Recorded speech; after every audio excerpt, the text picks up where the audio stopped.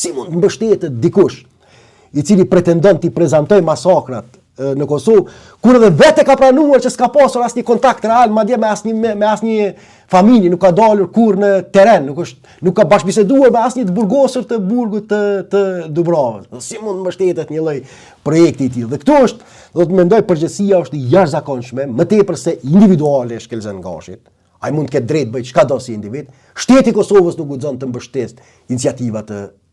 tilla. Do të këtë drejtim kryesia e kuvendit po të kishin kredibilitet moral, ata që kanë votuar pro mbështetjes kësaj iniciative, duke shpërndarë taksat e tona ndaj qëllimeve për qëllimet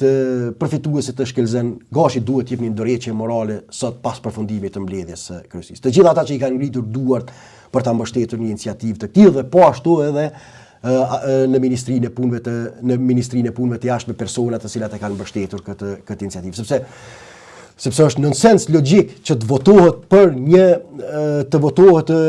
për një projekt i cili shihet qartë që ka pasur deficienca të jashtëzakonshme metodologjike shkencore sa i përket prezantimit të fakteve mbi tragjeditë që kanë ndodhur në Kosovë. Dhe kjo është njëri prej dëmeve dhe dështimeve më të mëdha të shtetit të Kosovës nga brenda në raport me këtë temë. Pjesa tjetër është procedurale, është e prokurorisë, është e institucioneve gjyqësore që duhet të mirren me personin e fjalë, do të thotë që me Shkelzen Gashin i cili ka manipuluar me këtë temë, mirë po duhet ta ndajmë edhe pjesën institucionale, përgjegjësia politike atyre që e kanë mbështetur dhe pjesa juridike atyre që duhet të merren për ta zbardhur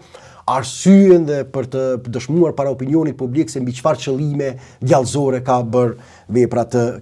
Nuk ekziston, do të thotë, jo e mora këtu asnjë arsyetim, do të thotë asnjë arsyetim apo edhe arsyetimi apo edhe pretendimi tjetër se unë nuk jam fajtor pse nuk ekziston një listë zyrtare e gjithë vrarëve në Kosovë. Po arsyeja pse ti e pagu është do të që të plotësohet një mungesë. Cila është arsyeja pse shteti i Kosovës ty t'i jep 12.000 euro për një ekspozitë? Do të arsyeja është që plotësohet një mungesë e cila qenë ka evidente, por jo që të riprodhohet në mënyrë më skandaloze të riprodhohet kjo mungesë. Kështu që në këtë drejtim kjo është një dështim i shumëfisht me thekst veçantë mbroj pikpamjen që përfaqësuesit e partive politike që kanë votuar në Kuvendin e Kosovës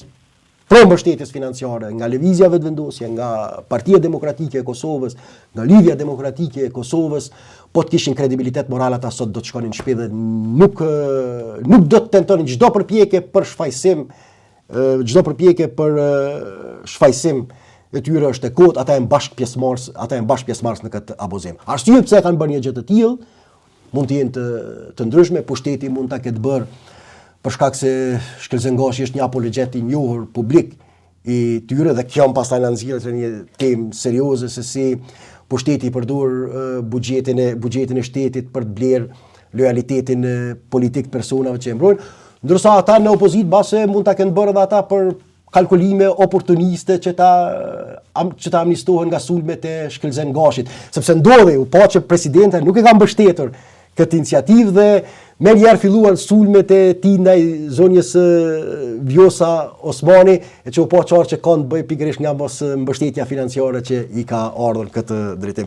Kështu që për ta përmbyll këtë temë, do të Ministria e Punëve të Jashtme, ish ministri në atë kohë që librin e tij skandaloz, gjë që pastaj sepse dëgjorit